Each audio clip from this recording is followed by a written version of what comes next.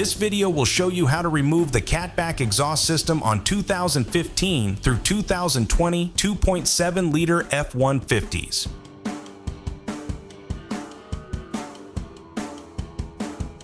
All right, so underneath of our EcoBoost, removing this exhaust is gonna be pretty easy. There's one flex pipe in the middle that we're gonna have to fight. We're gonna show you how that works in just a second here. There's really only two pieces of hardware that hold this thing together. They're gonna be two 13mm bolts on this flange up here, right above this cross member. I got the impact, a U-joint, and a 13mm socket to get in there, and we can get those out of the way.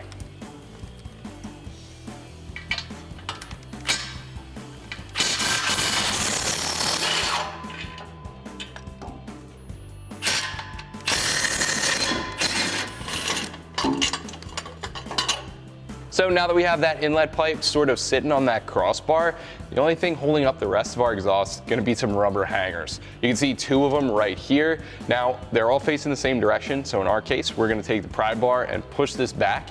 That'll drop the whole thing down, and then we can get it off the truck in one big piece. Sometimes these hangers can get bound up. If that's the case for you, take a 10mm socket, they pop right off. Same thing goes with the one at the back as well. Now, this flex pipe right here, this is gonna be a little bit unwieldy, so you wanna make sure this is supported as we pry back, or this thing's gonna swing down and hit you in the knee. It's happened to me plenty of times, trust me. Make sure you have a pole jack under that, something, otherwise it's gonna hit you. Also, if you're working on the ground, just be aware that you might need to make some cuts in order to drop this exhaust out.